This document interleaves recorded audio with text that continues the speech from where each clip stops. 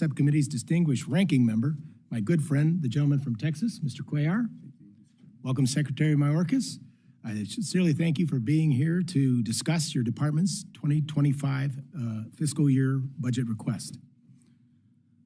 While it is very clear that we have profound differences of opinion on how the department should be run, on what policy should be in place, especially as it relates to border security and immigration enforcement, I would ask members on both sides today to keep the discussion civil and focused on the work we need to do as appropriators to fund the Department of Homeland Security. Additionally, on behalf of the entire committee, I'd like to convey my sincere appreciation for the tireless and often thankless work done by the men and women of DHS on a daily basis. Turning our attention to fiscal year 2025 budget requests, this proposal, nearly identical to last year's request, is unfortunately more disappointing than it is promising. This budget is not only full of gimmicks that mask the true cost of protecting the homeland, but it also fails to address the policy-driven crisis that continues at the border. For over 3 years, we have seen skyrocketing illegal immigration at our borders, and every corner of the country can see and feel its impact. The American people know that the border is not secure. It is a full-blown crisis that this administration has sought to downplay for years. While recently the messaging has changed as the 2024 election nears, the budget shows these are just empty words. This request is not serious if the goal is to actually fix the problem and secure our border. Does the request ask for enough resources to remove more than 1.3 million aliens on the non-detained docket whose cases have already been adjudicated and no longer have a legal basis to remain in this country? Or does it ask for an appropriate level of detention beds to detain aliens who pose a national security risk or public safety risk? No, this administration instead asks for 7,500 less beds than the Congress just funded in FY 2024 budget. The request asks for policy changes that would help our agents and officers deter the mass migration we've seen under this administration? No, it does not. Does the request ask for additional funding for barriers? Again, the answer is no. Instead of building the wall, this administration has wasted every dime it legally could spend on environmental remediation efforts to clean up the mess it made when it stopped the contracts that were in place building the wall. What does the administration ask for? A $4.7 billion Southwest Border Contingency Fund that exceeds the caps established by the Financial Responsibility Act. This slush fund, proposed last year, was rejected on a bipartisan basis because Republicans and Democrats alike recognized that giving this department billions of dollars at very little congressional oversight and no incentive to change course would likely exacerbate the existing situation. Again, this administration's approach to the border is just to manage the chaos, a position that most fair-minded Americans reject. Decreasing detention capacity has not worked. Abusing the parole system has not worked. Catch and release has not worked. Executive orders that impede immigration enforcement have not worked. Border security operators have been clear. Without quick and decisive consequences, the illegal flow will continue unabashed. The daily number of migrant encounters are still above 5,000 a day, despite every single policy this administration has tried. The president has implemented many of the policies that have contributed to this crisis with a stroke of a pen, and he could reverse them if he chooses. It is our job as appropriators to be good stewards of the taxpayer dollars and ensure that we are not wasting money doing more of the same and expecting a different result. I look forward to working with you in the department to seek actual solutions to address the border security crisis at hand and to combat the many threats that face our homeland. I now turn to my colleague, Mr. Cuellar, for his opening remarks. Mr. Chairman, thank you so much, and I want to thank you and the members on both sides of the aisles and the staff for putting together a very good appropriation bills for FY24. I think we'll do the same for FY25. But I certainly want to say thank you to the Secretary. I want to say thank you to the work that you do, your men and women that do the work every single day. As you know, I always say I don't go visit the border. I live at the border. But I did go on the riverboat just last week, less than a week ago with Border Patrol. We talked about the importance of getting rid of carrizo cane so they can see river roads, which are so important to us, technology that are so important to us. So I just want to say thank you for the work that you and your men and women do across the country. I do want to say, looking at the numbers for the last 21 days, in between ports, there are about 3,800 a day. 3,800 a day. You add the CBP, maybe add a little bit over 1,000, so you're talking about 5,000 a day, but 3,800 a day coming in. Very different. So we're doing something right, and I ask you to continue to looking at what we need to do to bring those numbers down. 3,800 in between ports a day for the last 3 weeks. So let's continue doing that. I do agree with the chairman. We did fund 41,500 beds. Don't want to speak for anybody else, but I do support 41,500 beds. I do support the charter air for ICE, and I certainly want to ask you about that.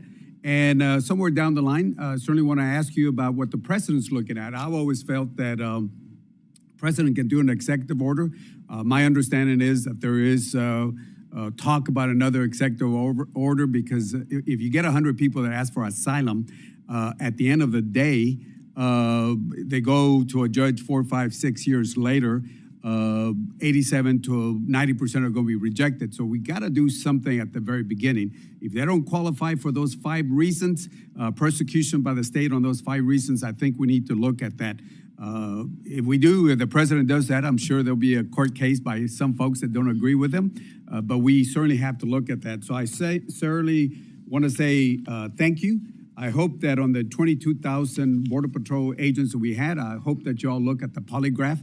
That's been a big problem. I talked to the Border Patrol. Whoever that vendor is, and hopefully they're listening to me, we got to do something about that. And certainly, because if we don't hire people, I know at one time, even under the Trump administration, we were losing more people to attrition than we were hiring Border Patrol. So we got to do a better job on that.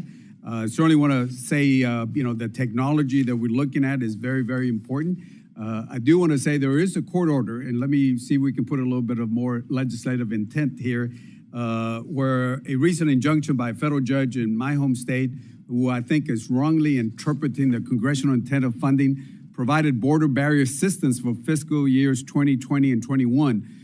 If you look at the language, Congress purposely chose the broader system, the word system language, to intend that it was to fund a system and not just a vertical wall. So that means because of this injunction, we can't do river roads that are so key to Border Patrol, lighting, border technology, they're all on hold. And if this funding is lapsed, then we got to come back and reappropriate that while we have funding right now. So I hope you all appeal that injunction. And again, I have questions, but I just want to say to all your men and women that are under Homeland Security, I just want to say thank you for the job. 3,800 a day, in between ports. Then you add, what comes to CBP, close to 5,000. But in between ports is what we're focusing on. Continue doing and let us know what we need to do to make sure we do that. And certainly to close up, Mexico has been a partner. And whatever you need to do to make sure they continue doing what they're doing, less numbers of people come to the northern border, then the numbers go down, working with the enforcement levels that you're doing. So I certainly encourage you to continue working with Mexico on that. With that, Mr. Chairman and members, thank you so much. And Mr. Secretary, thank you for being here with us today. Thank you, Mr. Cuellar. Secretary Mayorkas, without objection, your full written testimony will be entered into the record. With that in mind, we would ask for you to please summarize your opening statement for us in 5 minutes. Chairman Joyce, Ranking Member Cuellar, distinguished members of this committee. Every day, the 268,000 men and women of the Department of Homeland Security carry out our mission to protect the safety and security of the American people. They protect our shores, harbors, skies, cyberspace, borders, and leaders. They stop fentanyl and other deadly drugs from entering our country. They lead the response to maritime emergencies. As we speak, they are engaged in the response to the tragic Francis Scott Key Bridge collapse in Baltimore. They help communities recover and rebuild after a natural disaster. They combat the scourges of human trafficking, forced labor, and online child sexual exploitation, and so much more. All this despite a perennially insufficient budget. The dedicated public servants of DHS deserve full support, and the American people deserve the results a fully resourced DHS can deliver. The funding opportunities outlined in the President's fiscal year 2025 budget for DHS are critical to meeting both goals. I welcome the opportunity to discuss this proposed budget and highlight some of its key proposals with you today. When our department was founded in the wake of 9/11, the threat of foreign terrorism against high-visibility targets was our primary concern. That foreign threat persists, and the U.S. continues to be in a heightened threat environment. We now also confront the terrorism-related threat of radicalized lone offenders and small groups already resident here in the United States. This budget provides for an $80 million increase to our department's nonprofit security grant program and additional funds for targeted violence and terrorism prevention grants so that DHS can better help communities prevent tragedies from occurring. As lone actors and nation states increasingly target our critical infrastructure and our data, the President's budget provides CISA with needed funding to improve our cybersecurity and resiliency. Fentanyl is wreaking tragedy in communities across the country. DHS has interdicted more illicit fentanyl and arrested more individuals for fentanyl-related crimes in the last 2 fiscal years than in the previous 5 combined. We must do more. The President's budget includes critical funding to advance our strategy, including funds for non-intrusive inspection technology and targeted operations. During a time when the world, including our hemisphere, is experiencing the greatest displacement of people since World War II, DHS has toughened our border enforcement and is maximizing our available resources and authorities. In the last 11 months, we have removed or returned more than 630,000 individuals who did not have a legal basis to stay, more than in every full fiscal year since 2013. The President's budget would further expand these efforts. It provides $25.9 billion for CBP and ICE, including funds for hiring more enforcement personnel. A separate $265 million would be used by USCIS to bolster refugee processing as we continue to expand lawful pathways and ensure that protection remains accessible for those who qualify under our laws. Our immigration system, however, is fundamentally broken, including our asylum system that so significantly impacts the security of our borders and the processes we administer at it. Only Congress can fix our broken and outdated system, and only Congress can address our need for more Border Patrol agents, asylum officers and immigration judges, facilities, and technology. Our administration worked closely with a bipartisan group of senators to reach agreement on a national security supplemental package, one that would make the system changes that are needed and give DHS the tools and resources needed to meet today's border security challenges. We remain ready to work with you to pass this tough, fair, bipartisan agreement. Finally, extreme weather continues to devastate communities. Last year, FEMA responded to more than 100 disasters. Our budget provides $22.7 billion to assist community leaders and help survivors in the aftermath of major disasters, and additional funds to invest in resilience strategies that will save lives and taxpayer money in the decades to come. Essential to our success across all mission sets is our department's ability to recruit and retain a world-class workforce. In addition to the frontline border workforce I mentioned, the President's budget includes $1.5 billion to maintain our commitment to fairly compensate the TSA workforce, continuing the long overdue fiscal year 2023 initiative we worked together to implement. I look forward to working and further discussing with you these critical missions and our department's needs for both the coming and current fiscal years. The recently passed 2024 budget, though welcome and helpful to many of our operations, was enacted too late to implement an appreciable hiring surge. It reduced by 20% much-needed support for cities dealing with migrant-related challenges, and it cut critical research and development funding, the compounding effects of which our department will feel for years. I am eager to work with you to address these and other shortfalls in the weeks ahead as I am eager to deliver, together, the sustained funding, resources, and support that the extraordinarily talented and dedicated public servants of DHS need and deserve. Thank you. Thank you, Mr. Secretary. I now recognize myself for questions. Secretary Mayorkas, as I've already mentioned, the non-detained docket has grown at an unprecedented and unsustainable rate. Because this administration refuses to use its executive authority to deter illegal migration and mitigate this chaos, we know that the non-detained docket caseload will only continue to rise. Again, for reference, only 1.3 million of the more 7 million cases on the non-detained docket have been adjudicated and ordered removed. What's your plan to remove the more than 1.3 million migrants who no longer have a legal basis to remain in this country, and how long will it take you to effectuate every single removal order? Mr. Chairman, this administration in the last 11 months has removed or returned more than 630,000 people, more than in any fiscal year since 2013. We take our enforcement responsibilities very seriously, and we have only increased the enforcement efforts over past efforts. I will respectfully submit to you, Mr. Chairman, as I articulated in my opening statement, that the bipartisan bill that a group of senators worked on, I had the privilege of being seated with them, would have delivered a consequence regime like no other. It would have been the first time since 1996 that our broken system would have delivered the much-needed fixes that we need to fully enforce the law and to deliver a consequence regime that will indeed deter illegal migration. That's a great answer, but what are you going to do about the people who are still here? Do you have a plan in place to remove those people on an orderly basis? We certainly do, and we continue to execute on that plan. It is through that effort that we were able to remove or return 630,000 people over the past 11 months. We will continue to accelerate those efforts with the resources we have. Our proposed budget seeks additional resources, not as many as the bipartisan legislation would have provided to us.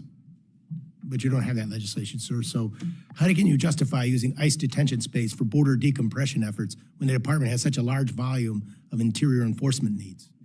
Mr. Chairman, we use our detention capabilities to ensure that our enforcement priorities are realized. And our greatest enforcement priorities are to ensure that individuals who pose a public safety or national security risk to the American people are detained. That is our highest detention priority. Well, I can tell you that the two people who were recently murdered in Ohio by aliens, their families aren't going to accept that as an answer. I recognize Mr. Cuellar for any questions he may have. Thank you, Mr. Chairman. Mr. Secretary, let's talk about the migrants who are released into the country after they've been processed and vetted by Border Patrol.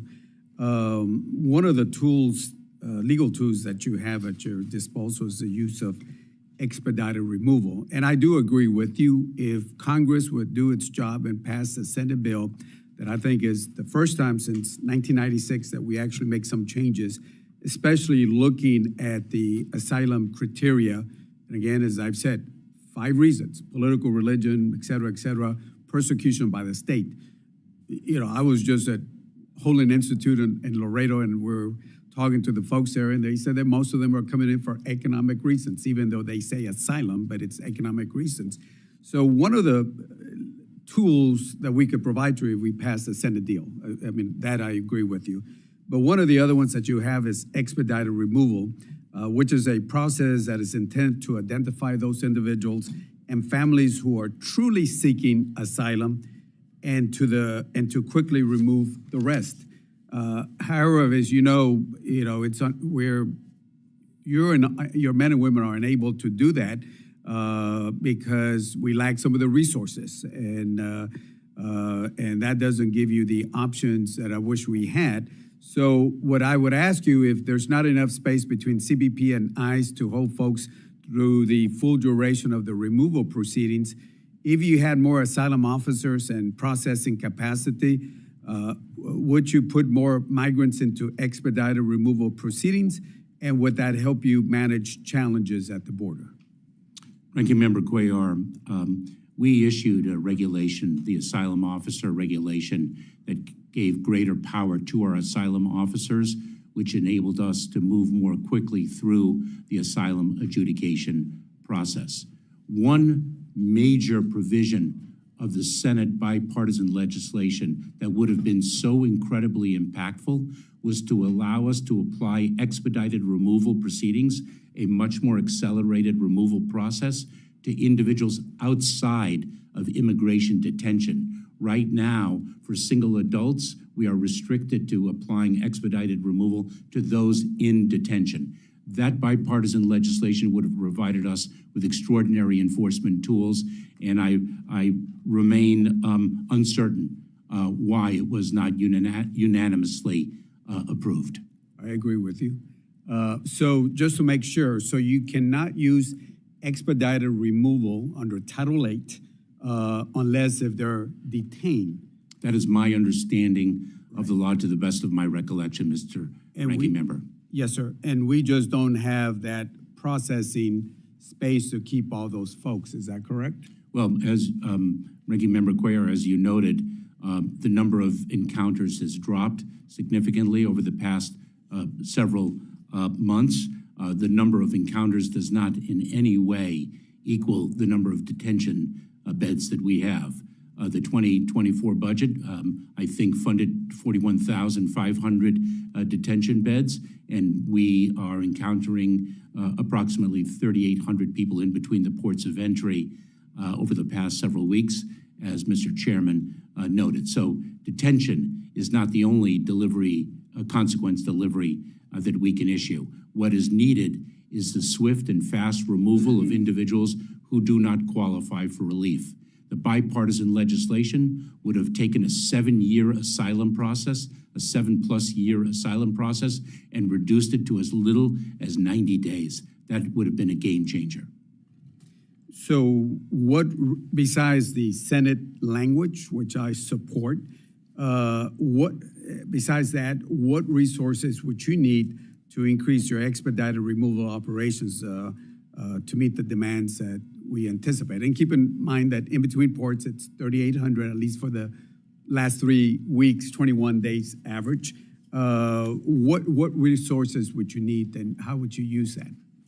Ranking Member Cuellar, it is at every stage of the apprehension, removal process, and everything in between that we would need resources. More Border Patrol agents, more support personnel so we can ensure that those Border Patrol agents are out in the field doing the enforcement work that they signed up and for which they are so skilled to perform. More asylum officers, more immigration and customs enforcement personnel, more detention capacity, more funds for alternatives to detention, more transportation resources, including more resources to be able to execute more removal flights, more legislative authorities so that we can actually fund other countries in enforcing their borders and removing people from their countries before they ever reach the southern border of the United States. And my time's up, but I do want to emphasize what you said.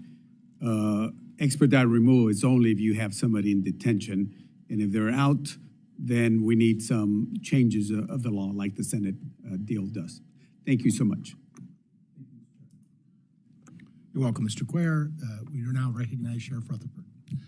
Thank you, Mr. Chairman. Mr. Secretary, thank you for being here. I want to go back to a statement that you made in response to the chairman's question about how many people we have deported. You said 630,000 have been returned. That is not accurate. The actual ICE deportations is 142,580. All those other people that you're talking about were rejected at the border.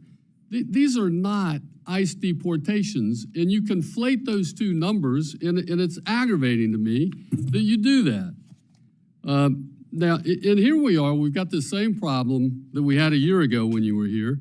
In fact, you last testified since you last testified before us, 2.4 million people have crossed our southern border. That's more than 4 years of President Trump's presidency combined. Your immigration policy is in chaos. You don't need Congress to do anything. The president's got the ability to do it. You just need to talk to him to get it done. Now, in fiscal year 23, there were 294 illegal aliens on the terrorist watch list that were arrested between ports of entry. And those are just the ones we caught. How many more are there in the 1.7 million gotaways that we've had over the last 3 years? Last year, as I mentioned earlier, we deported 142,580 people. But more than that have crossed the border every month for the last 36 months. We have 6.1 million. Listen to this number, people. 6.1 million people in the interior of this country on the non-detained docket. Almost double what it was in 2020. Of those, roughly 13%, 1.2 million of them have orders for removal, Mr. Secretary. Why haven't you removed those 1.2 million? You said you deported 630,000. No, you didn't. They've exhausted their due process. They've been told they have to get out. They've got orders to leave this country, and you let them stay. Migrants in cities across America are waiting to get an appointment in an ICE office. These are the ones that are on the non-detained list. They're waiting years. And despite all the evidence of this crisis, at every single turn, this administration has undermined our safety and our security. You halted the wall construction. You ended migration protection protocols. You've created this mass parole program, and you're making an adequate request for detention space. This administration's failure is making our communities less safe. We have people crossing the border without identification. We don't know who they are. I've talked to you about this before, about the improper vetting that is going on. And your default policy seems to be to just let them in. We can't figure out who they are. We don't know who they are for sure because they're not in any database. Come on in. Just a couple years ago in my hometown in Jacksonville, we had a 28-year-old illegal immigrant he was 23, murder one of my constituents. CBP encountered him and couldn't confirm who he was or how old he was because he had no identification. But he said he was a juvenile, used a fake name. So under your catch and release policy that you reinstituted after President Trump had ended that, handed him off to HHS, and then it wasn't until after he killed Mr. Cuellar, not this Mr. Cuellar, but Cuellar in Jacksonville,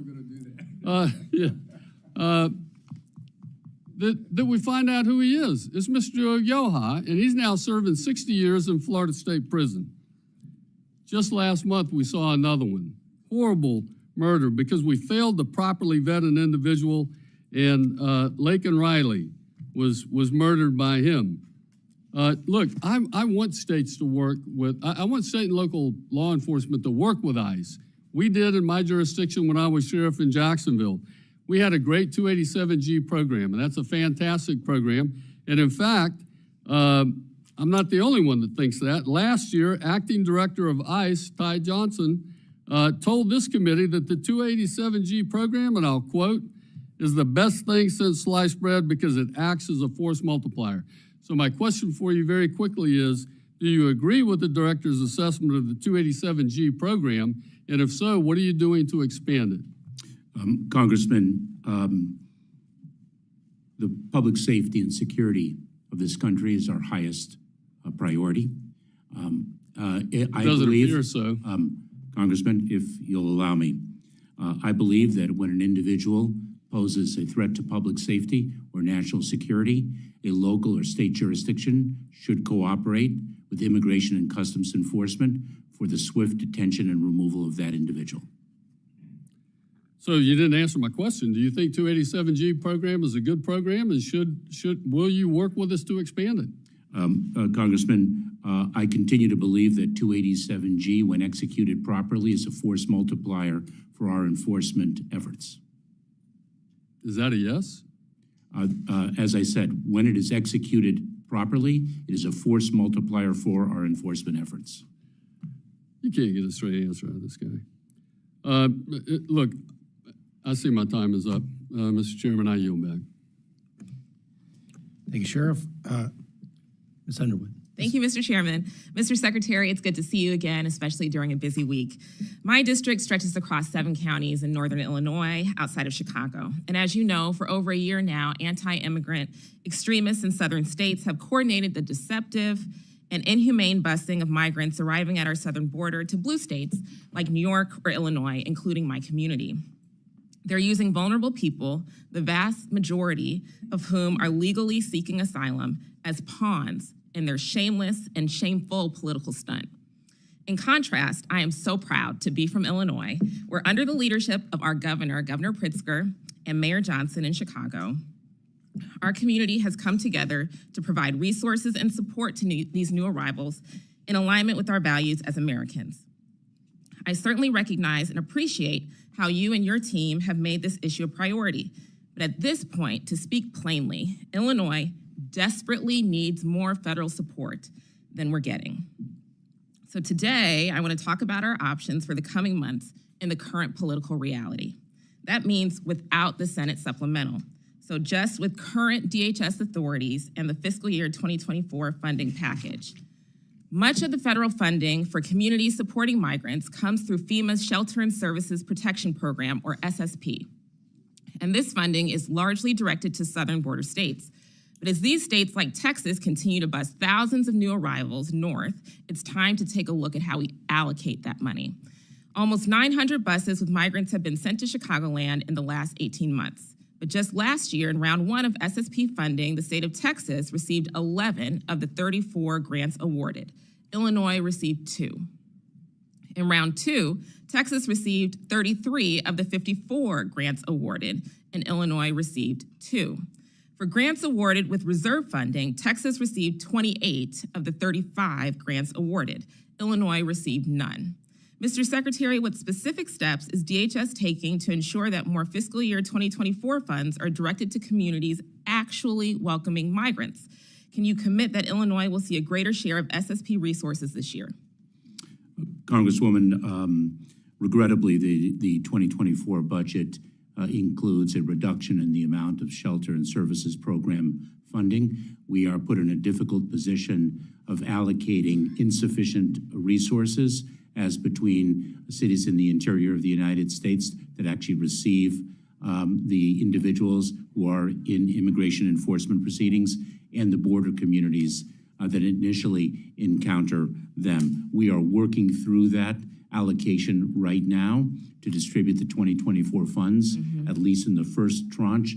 And allow me to assure you, Congresswoman, that we are working very closely with the jurisdictions, both in the interior and at the border, to increase and maximize the effectiveness of the allocations. Yes, sir. Southern border states will likely always need some dedicated support, but it seems contradictory for a state receiving such a large portion of the funding dedicated to sheltering and providing services for migrants, and then to bus those migrants to other states as soon as they arrive.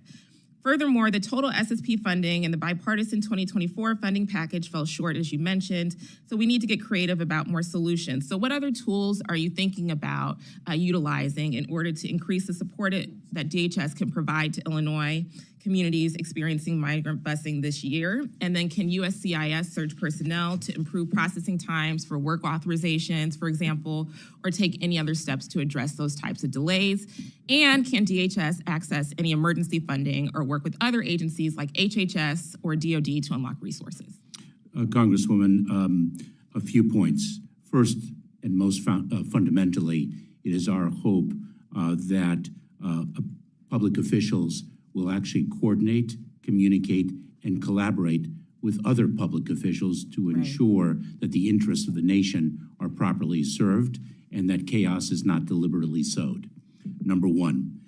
Number two, we have deployed teams to some of the interior cities to ensure that our expertise in the processing of individuals and understanding their eligibility for certain benefits is fully realized, and we have dispatched a team to Chicago, Illinois for that purpose. So we are working very closely across the administration and with the cities to address the challenges before us. And with those teams, do they include, again, personnel across the interagency, including USCIS, to be able to increase processing to access funds from other departments, et cetera. If not, please consider taking those steps as we move forward, particularly in this moment where we have to use more creative strategies because, as you know, sir, hope is not a solution and it's certainly not a policy. And we know that some of these extremists in the southern states are not going to change their behavior, particularly as we approach the fall.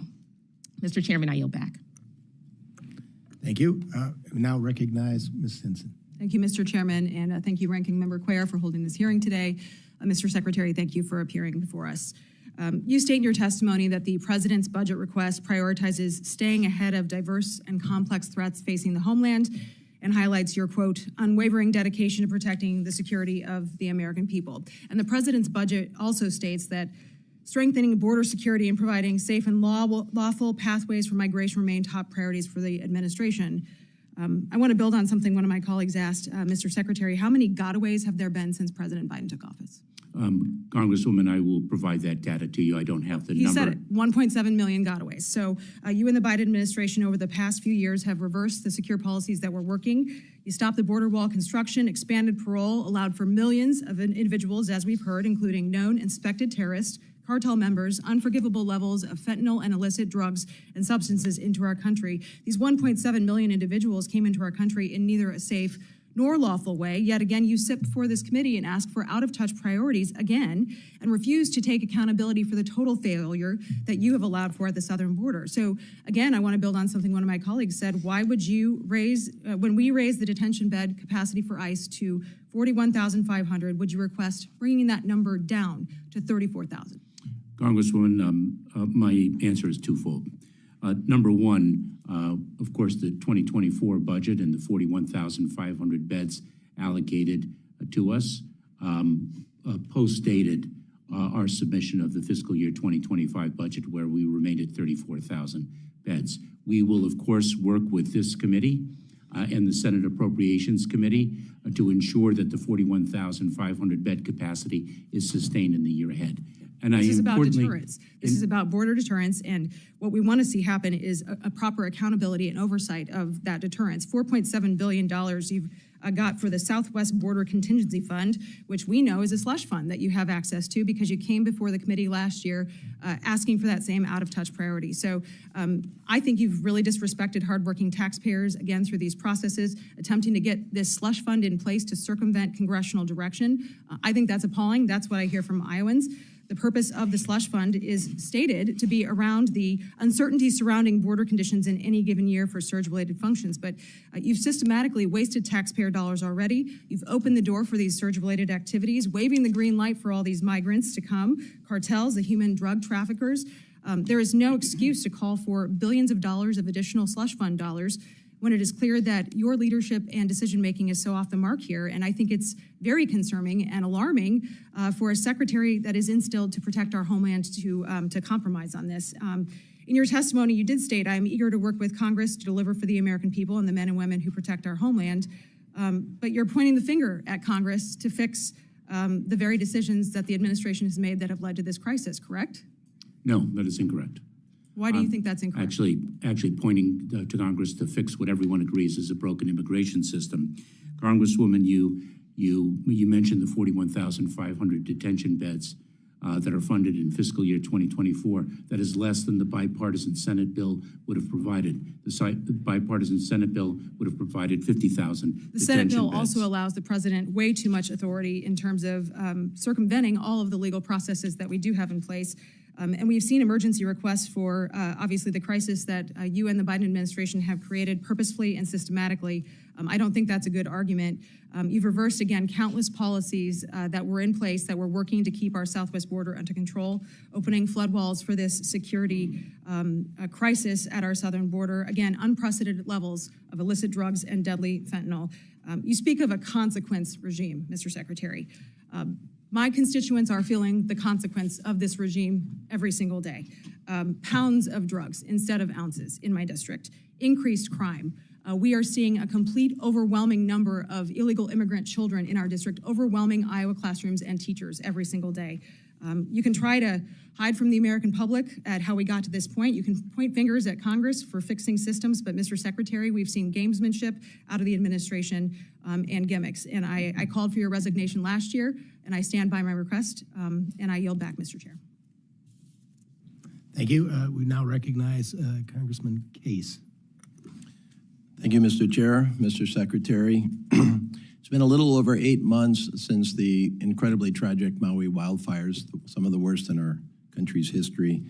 And I want to start by thanking the Department of Homeland Security, the Federal Emergency Management Agency, FEMA, you personally, as well as Administrator Criswell, Mr. Fenton, and your entire team for the response on Maui, which has been a tremendous response. We have certainly felt that you have been full partners in this recovery. I have Mayor Bisson actually from Maui in the room here, and he wanted me to express his personal appreciation to you as well. You've been in touch with him personally, you've met with him, you've stayed in touch, and so thank you for your response. Also to this subcommittee, including Mr. Joyce here, who visited personally himself to find out what was going on, and this committee and subcommittee responded in part by plussing up our disaster relief fund, which needed to be done in our last supplemental, as well as the actions in the FY 2024 bill. Aside from, I think, many positive areas of progress, the one that is the missing piece is housing, as you well know. The history here is that the fires displaced about 12,000 people. 4,000 of them went into some other form of housing, very unsatisfactory right away, and 8,000 went into hotel rooms themselves. Of that 8,000, we have still today about 2,800 individuals, about 1,100 families. They clearly don't want to be in those hotels anymore, and neither does FEMA. You want to move them out of those hotels. And yet, the very unique circumstances of the Maui housing market make it very difficult for you to follow your kind of standard approach.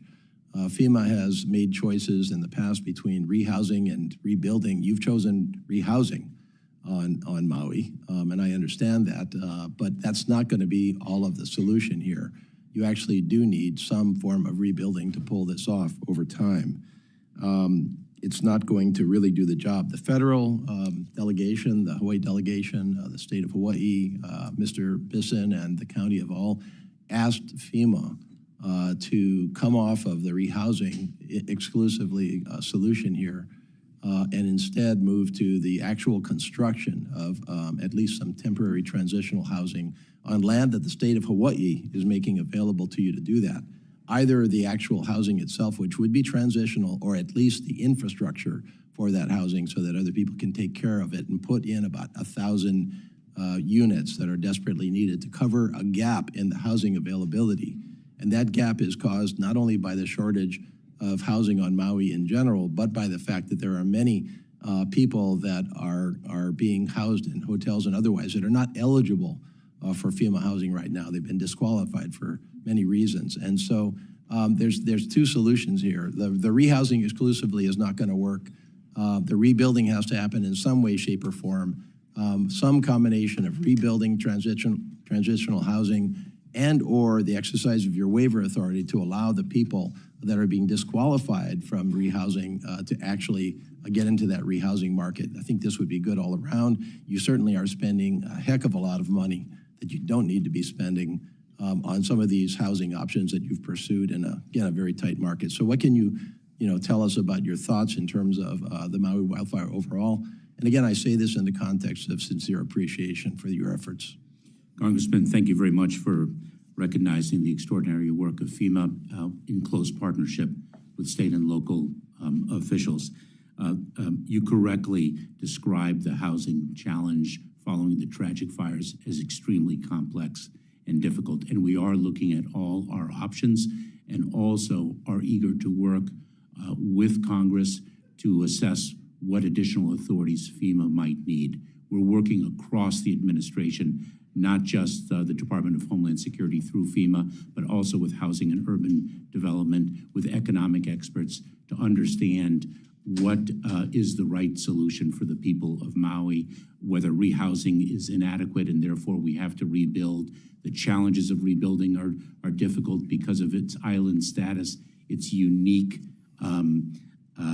situation as an extraordinary tourist destination. The pricing of housing is different than many other. Yeah, I appreciate that, Mr. Secretary. I'm sorry, my time's almost up, so apologies for interrupting you. I commend you on all of those efforts, but we don't have time. The answers are pretty straightforward. You're never going to be able to satisfy this on a strict rehousing approach. There's not enough housing in the overall market. You can't leave people in hotel rooms for another 6 months to a year while you figure this out with the economic experts. Some decision needs to be made on some form of rebuilding and or the waiver authority that will relieve the pressure on that rebuilding. So I commend that to you. We'll follow up with you personally. But again, thank you very much for your efforts, and we'll stay in touch. Thank you. I look forward to it. Thank you. Thank you, sir. We now recognize gentleman, Mr. Cloud. Thank you, Mr. Chairman.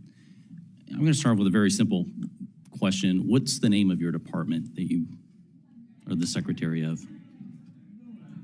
It's the Department What is of... the name of the department? The department, yes.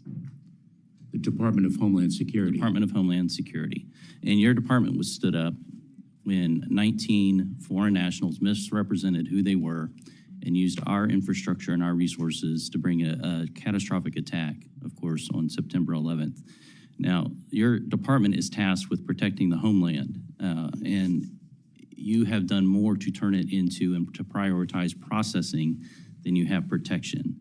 When you talk to the Border Patrol agents in Texas who are doing a yeoman's work, doing everything they can with what they are being faced with, they are very frustrated that they have been taken off their job of protecting our borders and have instead been put in the role of processing.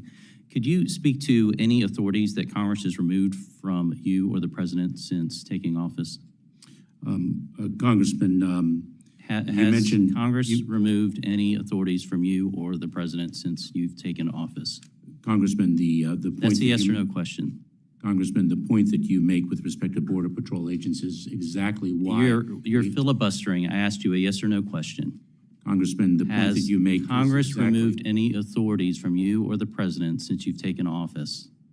Congressman, the point that you make with respect to Border The answer Patrol is agents. no. I'd also make the point that you have approximately 20% larger budget than Trump had. The president has made the point that he can't secure the border. He can't get down to, because he is waiting on Congress to move. And I just point that out to belay that and to point out the truth of the fact that he has every single authority as President Trump. He has more resources at his disposal than President Trump, yet he has done everything he can to undermine the security of our border. Have you read the book Unrestricted Warfare or the pamphlet? Congressman, what is your? It was a report that was written by two colonels in the Chinese Army. Congressman, what is your substantive question about the work of the Department of Homeland Security? The question is, so is that a yes or no? No. In the pamphlet or the brochure, it's a couple hundred pages long. It talks about the fact that a country would be to take out the United States. You would not try to use kinetic warfare. You would use things like abusing our legal system, attacks on our infrastructure, terrorism, smuggling warfare, drug warfare, economic aid warfare. In other words, getting us to overuse and to the way we beat the Soviet Union was getting them to overspend. It was economic collapse because we got in an arms race with them and they couldn't keep up economically. Right now we are wasting and spending money in ways because and it's leading to our demise. Right now, the number one threat against our country is our fiscal house. Do you have any concerns that China may be engaged with unrestricted warfare in our country? Congressman, addressing the challenges that the People's Republic of China poses is one of our highest priorities, and we have a number of lines of effort to address that, whether that is enforcement of the Weaker Forced Labor Protection Act. How many Chinese nationals have crossed our border in the last couple of years? And the fight against forced labor, whether that is battling. That's not Homeland Security. I appreciate that, but that's not Homeland Security. We are tasked with enforcement of the UFLPA, Congressman. Secondly, I'm asking you about the border. How many Chinese nationals have crossed our border? I'd be pleased to provide that data. It's tens to of you. thousands. Secondly, thousands. secondly, the threat of cyber attacks. Right now, crossing our border are tens of thousands of Chinese nationals who are not presently in our country. They are primarily single-aged, adult male, military-aged, and they've crossed our border. And you are not doing anything to counteract that. You mentioned expanding lawful pathways. Who makes laws? Congressman, if you must ask me questions, the answers to which you know, allow me to answer it. Congress. Thank you. You haven't answered the other questions, so I'll just point that out. The issue that we have when it comes to analyzing your budget, and this has been the difficult part, is we look at our budgets and we want to spend money to secure our border. And so we, as Congress, write the check for security, and then you get it and you turn it into processing. And you turn it into basically human trafficking and aiding and abetting cartels and all the nefarious action that's happened. So we've had 100,000 people killed from fentanyl, the precursors coming from China. That's about 300 people. That would be like a plane with 300 people a day dying in our country. And now we have cells within our country who at any moment could strike our infrastructure or the other ways of unrestricted warfare that I've mentioned. I would urge you to get a focus on Homeland Security, be focused on protection. Let's stop the funding for the unnecessary processing. Let's secure our border and put back in place the policies that had led to a secure or almost secure border. Thank you. I yield back. Thank you, sir. We now recognize the ranking member of the entire committee, Ms. DeLauro. Thank you very, very much, Mr. Chairman, and I'm sorry to be running in and out, but it's the nature of the beast, so thank you very much. And Mr. Secretary, thank you very, very much. Thank you for your years of service to this country. I said in a prior meeting, I said to Secretary Cardona, it was Shirley Chisholm, the first African-American woman to sit in this body, that said that public service is the rent we pay for space on this earth. And as I said to Secretary Cardona, who has been paying the rent, you have been paying that rent over and over again. So thank you so much for being here.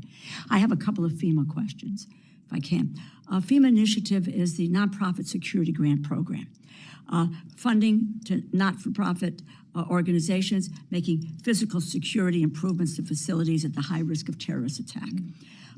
Particularly for years in the aftermath of conflict in Gaza, I've been concerned, others are concerned about threats to temples, mosques, churches, other places of worship. Glad to see the program prioritized and supplemental funding requests received from the administration last fall, though I do regret the program received a cut as part of very difficult negotiations over the Homeland bill just a few weeks ago. A couple of questions here. Has the department assessed an increase in threats against places of worship in the aftermath of October 7th? What other types of nonprofit facilities are facing acute threats of violence and could be served by this program? Can you speak briefly to the 2025 request level for the program, $110.5 million increase above 24 funding, and what that request would support in terms of meeting that need?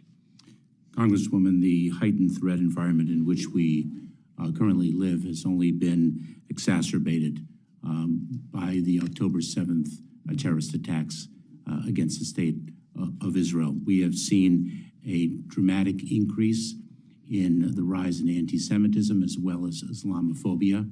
The nonprofit security grant program provides much needed dollars to places of worship and other nonprofit organizations such as synagogues, religious day schools, mosques, and that is precisely why our fiscal year 25 budget request sees an augmentation of that grant program funding. And but would that allow additional grants to these facilities in order for security and protection? It would, and tragically, what we see is increasingly target-rich and resource-poor institutions, and the increase in funding would allow us to ensure enfranchisement in our grant programs, a better inclusivity to build capacity where it does not currently exist. But we are working very closely with different communities different faith communities, different nonprofit organizations to share best practices and do what we can with the limited funds available to us. It's critically important in my community. I hear from these organizations all of the time, many small organizations, but nevertheless under serious threat continuously. Let me move on to another FEMA question, if I can, and I'll try to be quick, Mr. Chairman. And FEMA, by the way, is the single largest part of the Homeland budget, as I understand it. It plays an expansive role in keeping our communities safe. It's firefighters, next generation warning system, preventing violence and terrorism, talking about protecting our homeland security, responding to disasters, helping communities recover, build back stronger. We've got extreme weather events, wildfires, hurricanes, winter storms threaten the infrastructure that we rely on every day. Let me talk about Connecticut, across New England, historic flooding. These events put people's livelihoods and their lives really at risk and create public health and public safety crises. I'd like to focus on prevention and pre-disaster mitigation. The sad reality is disasters are going to happen. So can we speak to the 2025 request for FEMA, how you envision it should be focused on preparedness, protection, and mitigation? Where are increased investments needed in order for you to support this work? What kind of policy changes should the Congress be considering? Because yes, indeed, it's about Homeland Security. These are Homeland Security issues. Congresswoman, I look forward to working with you on assessing what legislative changes are needed to better address the increasing impacts of climate change, the increasing frequency and gravity of extreme weather events. I have spoken with mayors around the country about the need to update building codes, something as basic as that, because the building codes are addressing the weather of yesterday and not the weather of today or tomorrow. I believe it is Colorado State University that just issued a report about its prediction for hurricane season, and it is really looking very, very troubling. An ounce of prevention today is absolutely vital to preventing calamities in local communities across this country. The situation is getting worse from an extreme weather perspective, and we have to work with every community to ensure it understands what it needs to do with the funds that we distribute to it and the funds that they themselves have, in terms of understanding how houses and residences of all types need to be prepared, need to be safeguarded, and what people need to do should an extreme weather event actually occur. I thank you, and I thank the chair. I just make this final comment. I would very, very much like to work with you on this, because I think the whole issue of FEMA and its role in national and homeland security gets lost. It gets lost in a whole lot of yes, serious issues, but a whole lot of political rhetoric as well. But this is, I think, an area where Congress may have the opportunity to do something, and to do something in a bipartisan basis, because these kinds of conditions affect all of our communities. And I thank you for your indulgence, Mr. Chairman. Thank you. You're welcome, Ms. DeLauro. We now recognize Congressman Newhouse. Thank you, Mr. Chairman, Mr. Ranking Member, Mr. Secretary. Thanks for being with us this morning. Appreciate that very much. I want to discuss the fentanyl crisis that we all know is raging throughout our country. You know, fentanyl floods across the southwest border. Doesn't stay in border communities, however. It spreads throughout the country, and it's destroying lives, it's destroying families, it's destroying communities throughout the United States. In your testimony, you note that the department has stopped more illicit fentanyl and arrested more individuals for fentanyl-related crimes in the last 2 fiscal years than in the previous 5 years combined. And while this is admirable, it's equally disturbing. The men and women of CBP and ICE do extraordinary work on the front line and beyond to execute their mission of protecting the homeland, and we all appreciate that. However, as Border Patrol agents are pulled off the front line to process and then release the majority of illegal migrants into the United States, the cartels, being very clever, they've shifted their tactics to exploit the vulnerabilities that those personnel shifts and shortfalls have created. In your testimony, you also note that in fiscal year 25, the budget request includes critical investments in the fight against fentanyl, specifically the non-intrusive inspection technology, and you mentioned that in your verbal testimony. Yet when I reviewed the budget justifications for that program, it says that the FY25 budget does not provide procurement funding for this investment, although it does request level funding for operations and support. I didn't see the roughly $300 million that reportedly is necessary to install the scanners used to detect drugs and other contraband that have been purchased and are sitting in a warehouse that are literally collecting dust as you and I are sitting here in this hearing room. This is something that just totally frustrates and concerns me. When I visited the border in Arizona just this last February, one of our own Border Patrol agents, in answer to my question, told me this directly. We do not control the border. The cartels control the border. The cartels determine who, when, and where people cross our border. Even more concerning, a local resident told me that him and his neighbors don't even lock their doors anymore because smugglers, illegal migrants, they come through the area, break into homes, take whatever they want, they steal clothing, they steal food.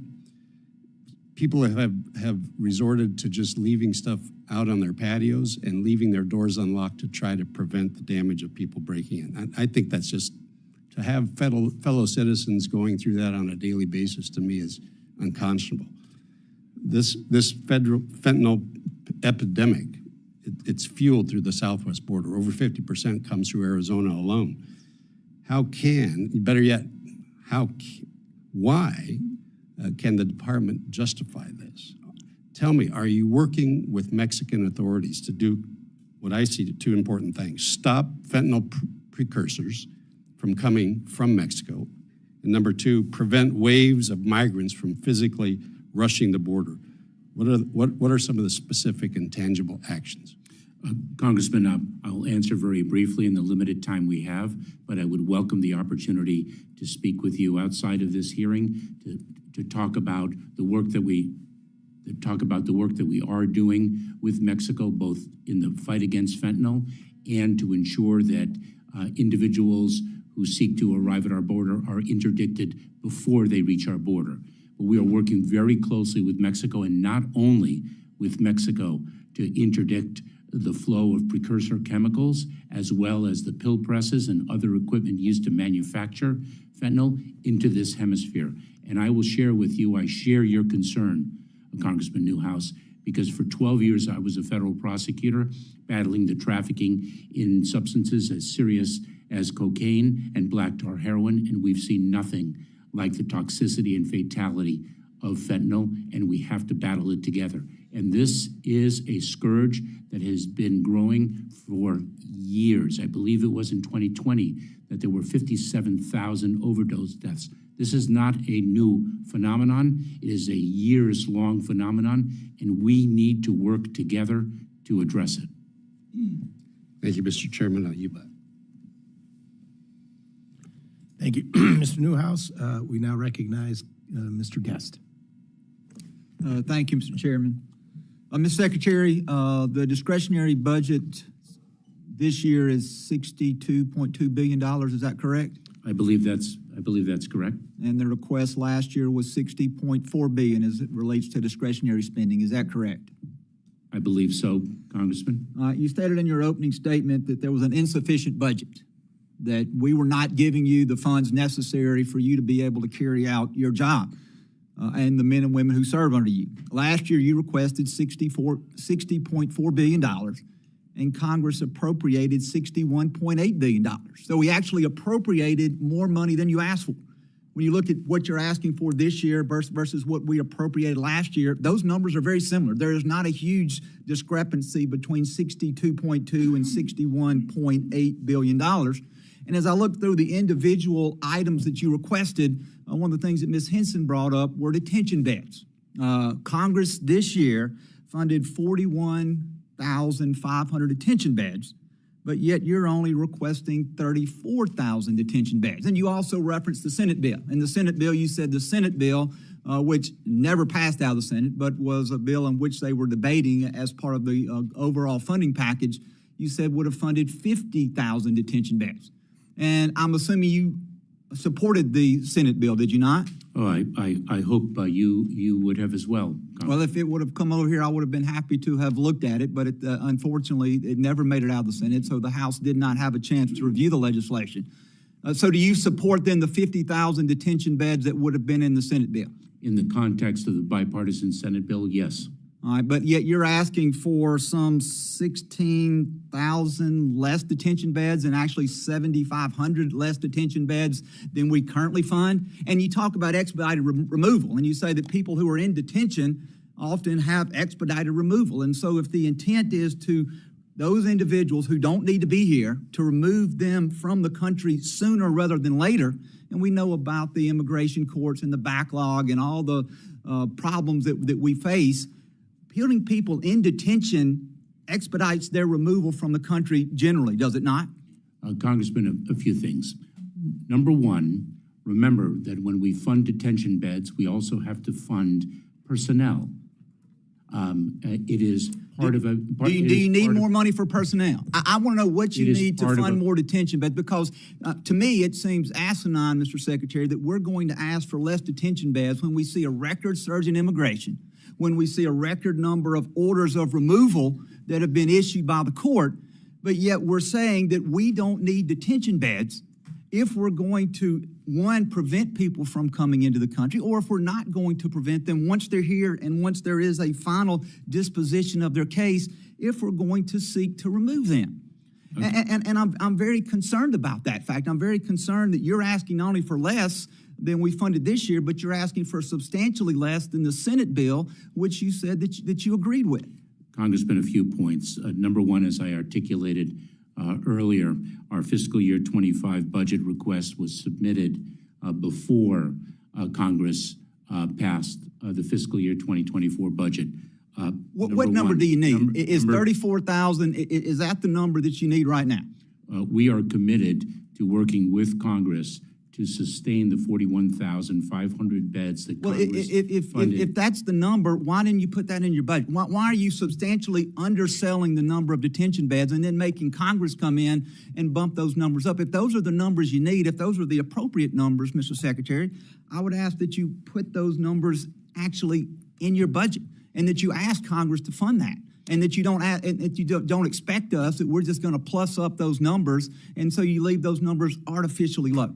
Now, one last thing, and I know my time is running short, so in an effort to make sure that I save time for other members, Fox News is reporting that there is going to be a possible executive order issued by the president. This says to shut down the border by the end of the month. Are you aware, are you in any discussions with the president about executive orders that would relate to border security and or immigration? Congressman, we are consistently evaluating what options are available to us. We do that on a regular basis.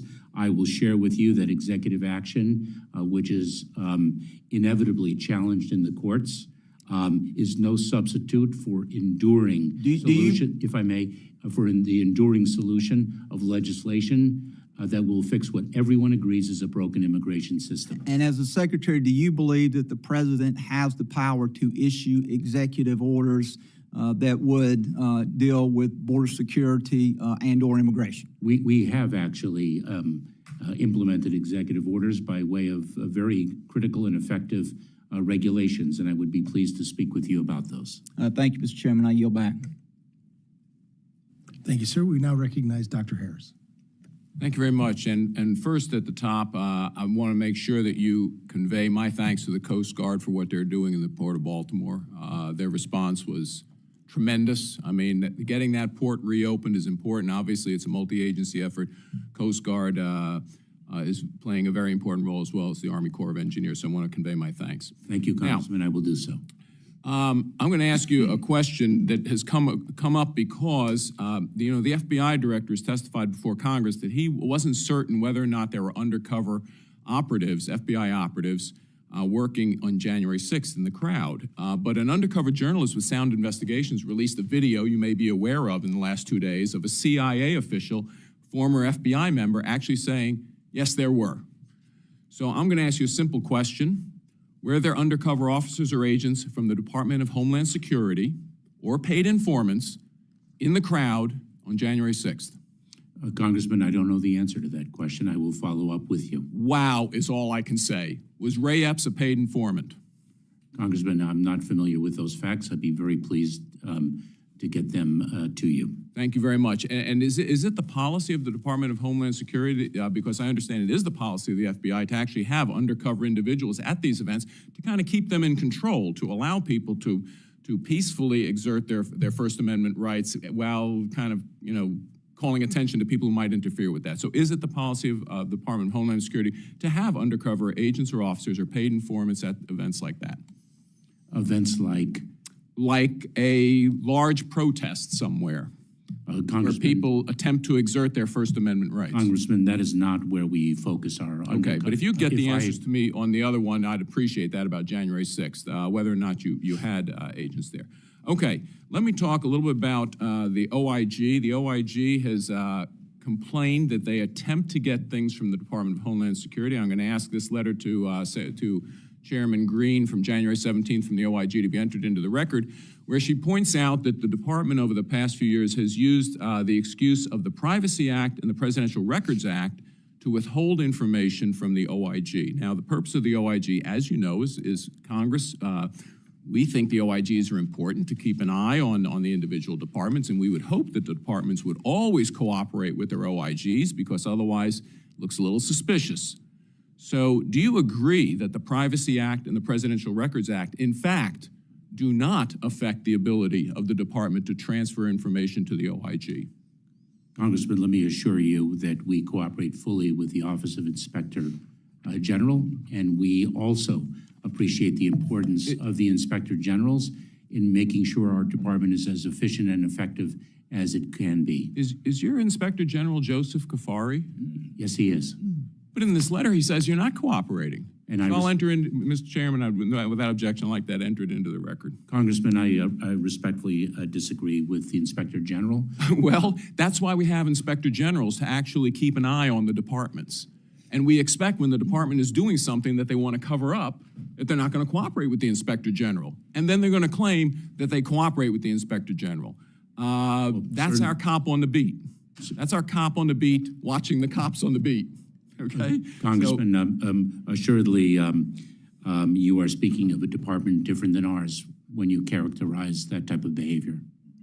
That's not what the letter kind of indicates. Anyway, the last thing I want to talk about in the last remaining minute is the effect of offshore wind on search and rescue missions for the Coast Guard, because this is an issue. We have an active port in Ocean City. We have a lot of commercial fishermen and private people who are worried that when they construct these huge offshore windmills off the coast of Maryland, that in fact Coast Guard search and rescue operations will be harmed. So I'm going to ask to enter into the record a U.S. Naval Institute study on offshore wind energy, a rising challenge to Coast Guard operations, that indicates the potential effects of these on search and rescue missions, clearly an important part of what the Coast Guard does, and clearly, preserving life and limb in the maritime environment should be one of the first things the government does before it expends huge amounts of money on offshore wind, a very expensive source of energy, but that's a discussion for a different agency.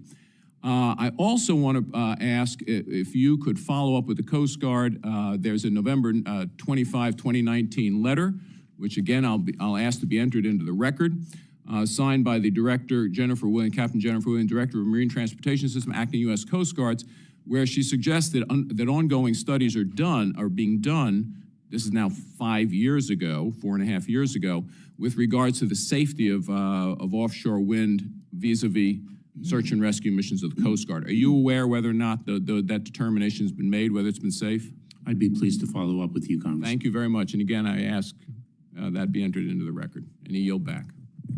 The objection and all exhibits are admitted without objection. Should the members desire, proceed with the second round, 3 minutes? Okay. Recognizing myself. Congress provided more than $5.8 billion for the border wall, but your agency continues to waste money appropriated in FY 2020 and 2021 explicitly for barrier construction on everything but the actual construction of the wall.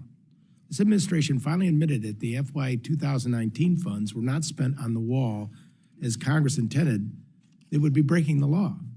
As a result of the lawsuit, you can no longer waste additional money on make-safe projects and other non-wall constructions.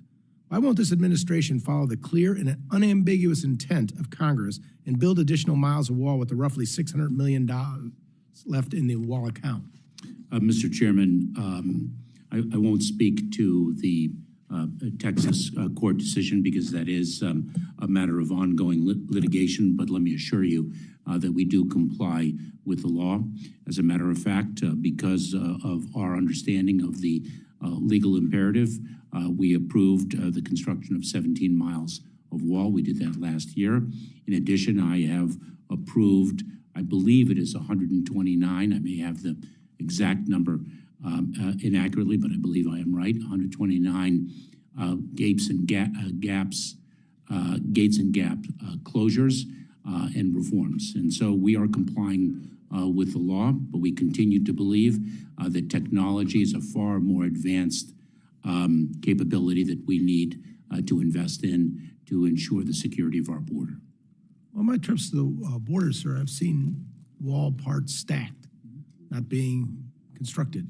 So I'm wondering just how much money it costs the department to cancel those contracts midstream when taking into account additional work that needs to be done, such as stabilizing roads, drainage, and other mitigation efforts. Mr. Chairman, forgive me, Mr. Chairman. Fair enough. Pleased to provide you with the figures you've requested. Thank you. Now recognize the distinguished ranking member, Mr. Cuellar. Thank you, Mr. Chairman. You've been to Texas. You've seen the border wall, the levee walls that we have up there. When somebody's asking for asylum, don't they all have to do is just touch the riverbank? Once they step on United States soil, Ranking Member Cuellar, they have a lawful right to claim asylum. And since we have a 1,200-mile river, the fences that we have are not in the middle of the river, which is really the international boundary. They're not at the riverbanks, but they're actually a quarter mile or even longer away, correct? In certain places, that is indeed correct. Okay, thank you. Let me ask you, according to the numbers that I've seen from y'all, most of the drugs that we have coming in are coming through ports of entry. Meth, cocaine, fentanyl, up to 94% are coming through ports of entry. Is that correct? With respect to the southern border, yes, that is correct. I believe it is our data, our intelligence and analysis demonstrate that approximately 90%, if not more, of the drugs entering the country through the border arrive through or smuggled in through the ports of entry. So I certainly ask you that whatever monies that we added for technology, the non-intrusive, move on that as much as possible so we can have them not only at the ports of entry, but also in the Border Patrol checkpoints also. I would ask you to move those as soon as possible. And according to the U.S. Sentencing Commission, 86 to 87% of the people are smuggling drugs at the ports of entry or at the checkpoints are U.S. citizens, correct? I'm not certain about the precise percentage, but I do understand that the data evidences that the majority are United States citizens. The last numbers I saw were about 86, 87% U.S. citizens. Now, let me go back to, I'm a big believer in expedited, Title VIII expedited. What resources, I'll ask you again, like more asylum officers, space, do you need so we can do expedited removals under Title VIII? Ranking Member Cuellar, in addition to additional legal authority, which we would have been provided under the bipartisan legislation, many more asylum officers, enforcement and removal officers in immigration and customs enforcement, additional personnel, additional customs and border protection personnel, additional facilities, and those are some of the highlights with respect to what we need. But Underlying it is the additional legal authority that the bipartisan legislation would have delivered. And we certainly want to provide to the funding. I just have to say this, Mr. Chairman. The two last appropriation bills where we added $1.4 billion to CBP, every single person on the other side of the aisle, except for two that are still in Congress, voted no for that extra money. This last appropriations bill, where we added the largest amount to CBP, I think less than half of the majority voted for funding. So we got to make sure that we all work together to do bipartisan funding to give you this. Now, the last question on expedited removal. Again, I believe in expedited removal, Title VIII. It was used very effectively when you were with the Obama administration under Secretary Jay Johnson. You said that the only way we can use CBP removal or Title VIII if they're under CBP custody. Would a monitoring system still be under CBP? And I guess you can't answer that, but I want you to think about it, then go back to your attorneys to see if you can use Title VIII expedited removal, because custody means probably under, ICE or CBP facility, but we do use monitoring, and I would ask you to see if you can look at that, whether that would be custody, which my opinion, I would say yes, and see if you can use Title VIII expedited removal. And again, anything that we can change the law, and I don't know what y'all are looking at, the executive order, but we do know that at the very beginning, a lot of those people don't qualify. They do not qualify, with all due respect. If they're hungry, they want a job, they want to come to the U.S. or the Chinese city on top of the hill, I understand that, but they don't qualify under the 5 persecution under asylum law. So we want to work with you, and we want to supportive. And again, you have a very difficult job. There are so many opinions here. You get attacked because you do too much, or you get attacked for not doing enough. But I do want to say, I want to thank you for your service, and I want to thank the men and women that work on your department. Thank you. Thank you very much. God bless. Cuellar. Thank you, Mr. Cuellar. We now recognize Mrs. Hinson. Thank you, Mr. Chairman. Mr. Secretary, last year when you came before this subcommittee, I did ask you about concerning reports of Chinese nationals crossing our open border. I brought this concern to you directly, Mr. Secretary, because President Biden did not do anything to prevent this issue. It has become worse. And now Chinese nationals, as you may be aware, are the largest and fastest growing group attempting to cross into our country. But I am concerned that your testimony in your budget does not acknowledge that fact or directly do anything to address it. Is that correct? Congresswoman, let me be clear.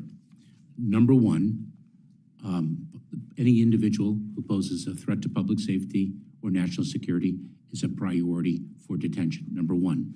Number two, for the first time, I had an engagement with my counterpart from the People's Republic of China to ensure that China would begin to accept removal flights so that we can deliver a consequence regime for individuals from the People's Republic of China who do not have a legal basis to remain. What was the outcome of that conversation? Who do not have a legal basis to remain in the United States, and those discussions are ongoing, and we actually did effect one flight most recently, the first time in a number of years. Unfortunately, we have to judge the Chinese Communist Party based upon their actions and not their words. We know just recently 2 Chinese nationals were arrested in Iowa on a nationwide fraud case they were involved in. One of them was believed to have crossed the southwest border and was released into the country, and they made their way to Iowa and joined in this national fraud activity. And I know Iowans and Americans do deserve transparency and accountability for all of your department's actions, which have essentially alerted our adversaries our borders are wide open, allowing criminals to enter our country and make their way into Iowa. I don't think there's an excuse for having the same conversation 2 years in a row, and I'd like to see more stringent action from the administration concerning Chinese Communist Party nationals coming across our border. Another action I find distressing is that the administration is diverting a record number of federal air marshals to the southwest border to perform administrative duties. This leaves Americans unguarded on commercial flights. I spoke directly with the air marshals about the safety concerns posed by diverting them to the southern border, allowing for a shortage of air marshals on flights, denying them their sworn duty to protect Americans in the air. So, Mr. Secretary, you dance around calling the crisis at our southern border not only a humanitarian crisis, but a crisis. So if you do not see it as that, why are you deploying our federal air marshals, our FAMs, to the border and other law enforcement agencies to the border? Congresswoman, I do understand the challenges at the border, and I certainly don't dance around them. As a matter of fact, Would you call it a crisis at the southern border? Yes, I would. And as a matter of fact, I work every single day with the men and women in the Department of Homeland Security to only strengthen the security of our southern border as well as a northern border. And we deploy personnel from different parts of our department whenever the situation so warrants and the situation at the border so warrants. When I look at my visits to the southern border, I've been twice. I had a chance to meet with the brave men and women at the CBP, as well as some ICE agents, but I was increasingly disturbed by how many you're pulling from other agencies, not just our FAMs, but also from TSA and FEMA. So I think that I'm pleased to hear you call it a crisis. I think it's the first time I've heard you publicly acknowledge it. But I think that we continue to put Americans' lives at risk by pulling these federal air marshals off of these flights, again, leaving them uncovered. I think that the federal air marshals certainly communicated to me that they've had enough of this. They see it as deception and harmful actions, so I'll continue working to prohibit the ability to deploy those necessary air marshals down to the border. They need to be back on flights, Mr. Secretary, until you, again, certify that the border is in a crisis state. So thank you so much for appearing before our committee today. I yield back. Thank you, Ms. Hinson. At this point, Mr. Guest, do you have any further questions? Thank you, Mr. Chairman. Mr. Mayorkas, it was reported, Secretary Mayorkas, I apologize. It was reported in January of this year that at a meeting with Border Patrol agents that you said that the current rate of release for illegal immigrants apprehended at the southwest border is above 85%. One, did that conversation take place? And two, is that number accurate? Congressman, I'm not familiar with that number, and I'm not certain to which conversation you refer. I have visited the border so very many times. Perhaps some additional details would guide me in responding to your question accurately. Yes, sir. And I'll read from the article. It was a Fox News article. Headlines: Mayorkas tells Border Patrol agents that above 85% of illegal immigrants released in the United States. And it says that was published on January the 8th, 2024. Homeland Security Secretary Alejandro Mayorkas on Monday admitted to Border Patrol agents that the current rate of release for illegal immigrants apprehended at the southwest border is above 85%. Sources told Fox News. Mayorkas made the remarks when meeting privately with agents in Eagle Pass, Texas, according to 3 Border Patrol sources who were in the room and heard the remarks themselves. Congressman, I'll be pleased to provide you with the data point, and certainly I don't view that article as a transcript. Yeah, I guess my question is that figure of 85%, is it accurate? I'll have to follow up with you, Congressman, and provide you with the data you request. Well, I don't have at my fingertips that data point. So you're not disputing this article. You're not saying that number is artificially high. You're just saying at this point that you don't have that number here to either admit or deny the 85% that it was alleged there in the article. I cannot confirm, and I will do so. Mr. Secretary, we've in previous conversations discussed Title 42, Title 8. As we know, Title 42 expired in May of last year. We saw a brief dip in apprehensions late May, early June, and we saw the numbers rise significantly after that. We saw in December the number of apprehensions on both the northern and southern border were, if my numbers are correct, roughly 370,000 immigrants who would have entered the country just in the month of December alone. And so if this number is accurate, if 85% of those individuals who are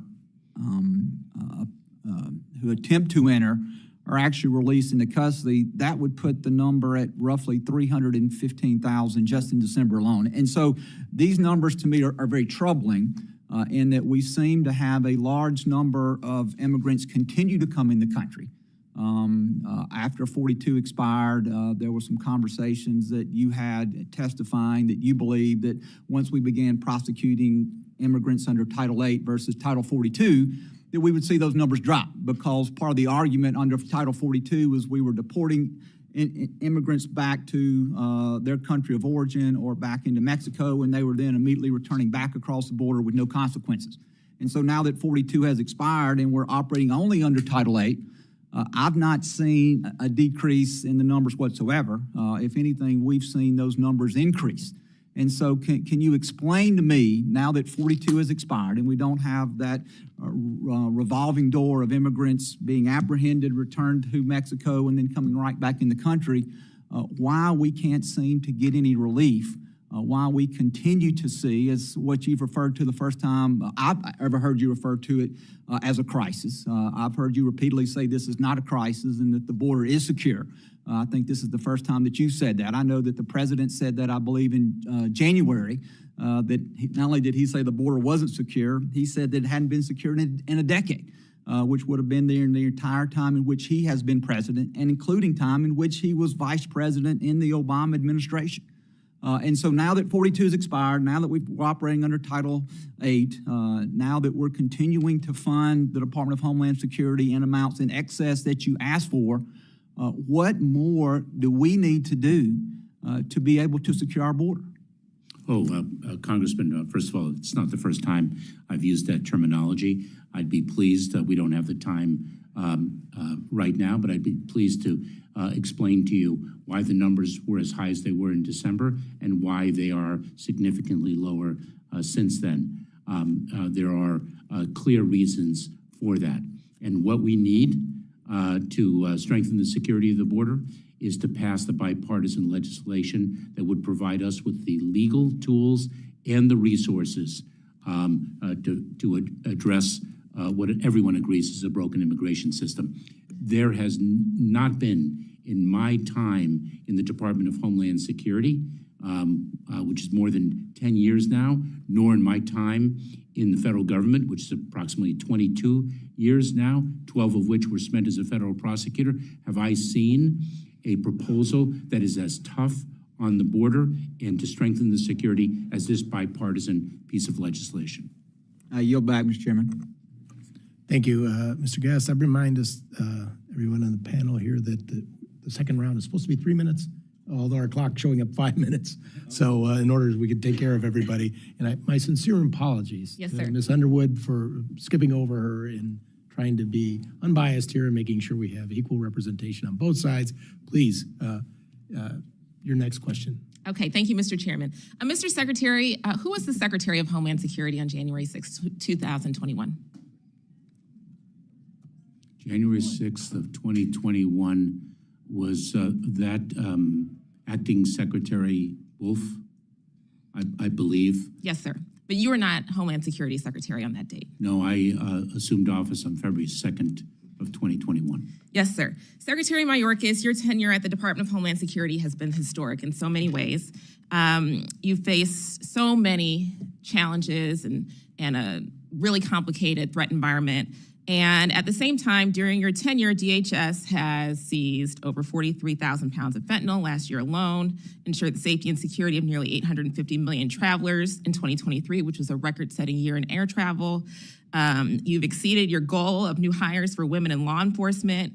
You've worked to keep our kids safe by identifying or rescuing over 11,000 child victims on online sexual exploitation and abuse. And yet, you faced unprecedented, vicious, and personal campaign against you and your staff at the Department of Homeland Security from my colleagues on the right, and even a baseless impeachment effort.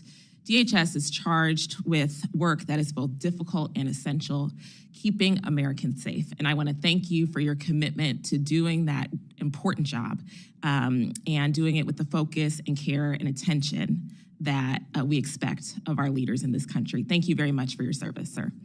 I also just want to make a comment about the delayed processing times for immigration applications at the department, which has been a repeated concern from my constituents in Northern Illinois. Every day, our office hears more news about the delay in DACA renewals, work authorization for eligible migrants, and concerns about the naturalization process for those who are eligible. And, we encourage people to pursue legal means of immigration, but we must also ensure that our processes are timely and responsive throughout that process. So last year, DHS introduced an update to the Equity Action Plan, and in the update, there was a significant gap between the annual naturalization rate and the annual size of the population eligible to naturalize. And so in that report, there were some barriers that were mentioned. So lack of understanding of the naturalization process, real or perceived inability to meet the English language requirement, as well as the lack of ability to pay application fees. And I'm concerned that this means that migrants from non-English speaking countries, particularly migrants of color, are especially vulnerable to pitfalls in our process, in our naturalization process. And so would just ask that you direct USCIS to take a look at that naturalization gap for English and non-English speakers, and also take a look at what's going on with the DACA recipients, and we'll submit something really specific for the record. But if you can direct them to follow up with us, that would be really helpful. I yield back. Ms. Underwood, now recognize Dr. Harris. Okay, thank you very much, and thank you, Mr. Secretary.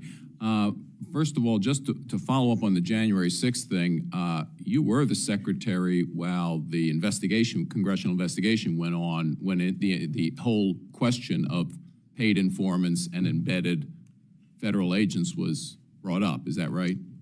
Are you referring to the special committee and the special quote bipartisan committee? That's what I thought. So you're well aware of the controversies involved with the idea of federal agents, embedded or paid informants, and the whole Ray Epps thing.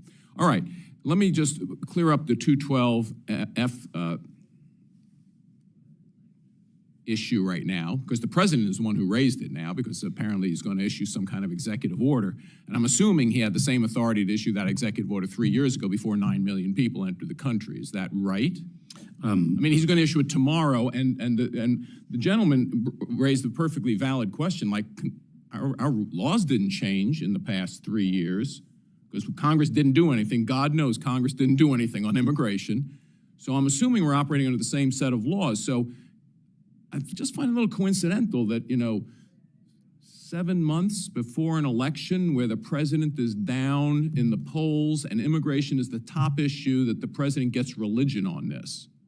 So has the feeling in the administration changed on 212F? Because we always asserted on our side of the aisle that the president had authority under 212F. We know because President Trump exerted the authority. So has the president sought your opinion on this? On his announcement last night, has the president sought the opinion of his secretary on this? Congressman, let me share with you one fact, and that is, sir, I only have 1 minute 10 seconds left. Did the president seek your opinion on his announcement last night that there is going to be executive order regarding his authorities under 212F? That was not the president's announcement last night. Number one. Okay. Number two, the prior. Okay. On to the next question, because I'm not going to let you filibuster that. That was his announcement last night. It's reported in Axios, widely reported today. My question was just, did he consult you? I think it's a simple question. I think you're being very evasive about it, and I'm going to leave it at that. Now, with regards to ICE detentions, in Montgomery County, Maryland, Montgomery County officials twice had a person who was issued detainers under ICE, twice released from prison, now charged with in the murder of a 2-year-old, twice. What is this administration does to go to local jurisdictions and convince them to comply with detainers? Because as the gentleman from Texas indicated, the title of your department is Homeland Security. I would assume protecting Americans from illegal immigrants with detainer orders scheduled for deportation is something who will go on to kill someone, is something the administration might be interested in having. So what are you doing to convince local jurisdictions like Montgomery County to actually cooperate, not be a sanctuary jurisdiction, and cooperate with detainer orders to get these dangerous individuals off our streets? Congressman, we continue to work with local jurisdictions to persuade them that when an individual poses a threat to public safety and the individual has a detainer placed on him or her that they honor the detainer and not release the individual onto the streets, but rather turn the individual over to Immigration and Customs Enforcement for continued detention. Mr. Chairman, may I have a 30-second privilege to answer, to I'll respond ask for to the same 30-second privilege. the prior administration executed what it believed to be its authority under 212F, and the courts enjoined it. Claiming my 30 seconds, has the number of jurisdictions in the United States cooperating with the 287G program increased or decreased under this administration? I am not aware of any increase, Congressman. So you think it might have decreased, actually? No, I stand by my statement. If you can, I stand by my statement. wow. If you can get me the details, I'd appreciate it, because for all the bluster about actually convincing local authorities to cooperate, the most obvious sign would be that the number of 287G local authorities increased. If the administration was doing anything about it, I yield back. Thank you, Dr. Harris. Mr. Newhouse. Thank you, Mr. Chairman. Mr. Secretary, by statute, your agency as well as the Department of Labor administer the H-2A Agricultural Guest Worker Program. Based on recent DOL rulemakings that farmers across the country are burdened with, DOL appears to at least not understand or not fully appreciate the importance of the agricultural industry. I, for one, however, would like to believe that you do, that you understand the importance of growing healthy foods in the United States, which aligns with your agency's guiding principles and responsibility to preserve and uphold the nation's prosperity and economic security. So just real simply, do you believe that the ability of a nation to feed itself is inherently more secure than a nation that relies on imports to feed its citizens? I do. Good, thank you. I am not an expert in that area, but I believe in the H-2A visa process, and in fact, we are expanding it throughout the hemisphere as Well, let me a ask critical you- lawful pathway. Let me ask you a little bit about that. Earlier this year, the USCIS finalized a new rule that would increase the cost to employers utilizing H-2A, among other programs. While I understand the purpose and the utility of a fee-based program, the need to update based on increased costs, the rule as finalized is overly burdensome and costly to our nation's producers. Not only did the general filing fee increase, but a $600 asylum program fee was added, requiring ag employers to pay for a program that they really don't receive any benefit from. Additionally, instead of just filling one form for all their workers, the final rule caps the number of employees that can be listed on each form at 25. There's no added benefit that I can see for this policy, and it only increases paperwork burdens and costs to ag employers. So now that the rule has gone into effect, as of last week, we have some actual costs associated with this rule, and they far exceed the predicted indicated 26% increase that was anticipated. So a couple questions here. Do you expect producers to absorb this cost, or are they to pass them on to consumers? If producers are expected to absorb these costs, how do you expect them to stay in business? And if they're no longer in business, how do you and the administration plan to protect our food security when at the time that the majority of our foods served on our tables becomes imported from other countries? Congressman, 2 points. Number one, I will allow experts to speak to the downstream economic implications of the fee rule that we were compelled to issue. I am very sensitive to the fact that additional costs were imposed on applicants, and I understand the burden that poses. But U.S. Citizenship and Immigration Services was really with its back against the wall, having been driven almost to bankruptcy by the prior administration. The legislation provides that the fees that the agency charges are to be recalibrated according to costs. I believe it is every 2 years, and a fee rule hadn't been promulgated successfully for over 7. I believe my timeframes are correct. And so we had to make some very difficult decisions with respect to how to bring the agency to a point of financial stability, which it had been suffering financial instability for too long, which created backlogs in the administration of our legal immigration system.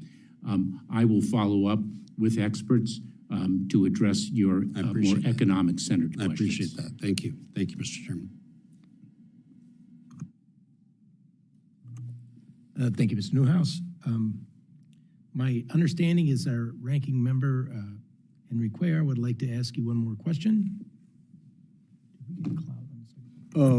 I just want to add, when I said CBP, I meant DHS custody, which means CBP and, of course, ICE. And I would ask you to please look at Title 8 expedited removal when they're under custody under DHS, whether that includes being detained, whether that includes monitoring, or even a system that allows them to check in if that is still custody. I'm just trying to see if we can do something where we can add funding for asylum officers and et cetera, to have you do more Title 8 expedited removal for the ones that don't qualify for asylum. So I would ask you to look into that. And we most certainly will and have, Ranking Member Cuellar, and I know that this is an area of extensive litigation, but we will follow up so I can be more responsive to you. Thank you. You're welcome, Mr. Cuellar. And I would be remiss, since we're talking about finances here, since I thought this question would come up, but without addressing it directly with you, Mr. Secretary. After the horrific terrorist attack on Israel on October 7th, the deadliest day for the Jewish people since the Holocaust, one of your employees was exposed celebrating the attack online. It was later revealed that she previously worked for the Palestine Liberation Organization, or what's commonly known as the PLO, which is a very troublesome reputation, you'll agree. According to a public comment she made on LinkedIn as of 2 months ago, she was still getting paid by the department. Could you please set the record straight? Is this person still being paid by the Department of Homeland Security? And is the status of the investigation, what is the status of the investigation into her behavior? Mr. Chairman, the individual is on administrative leave, not performing the duties or responsibilities for which she was hired. The investigation is ongoing, and I cannot speak any further about it because it is an ongoing personnel matter. Can you give us a specific date on when this verdict is going to be reached as to her employment? I am not in control of the investigation, but certainly I'll provide you with whatever details I'm permitted to do. So as I understand you correctly, she's still on administrative leave and still being paid. What, you got to tell me, how many total employees at the department are under investigation for similar purposes after the terrorist attack on Israel after October 7th? I personally am not aware of any other investigations, but to provide you with accurate information, I will follow up. And have any changes been made to make sure that people of such character are not to be employed in your agency from here on out? Individuals who are hired go through a clearance process in the Department of Homeland Security, Mr. Chairman.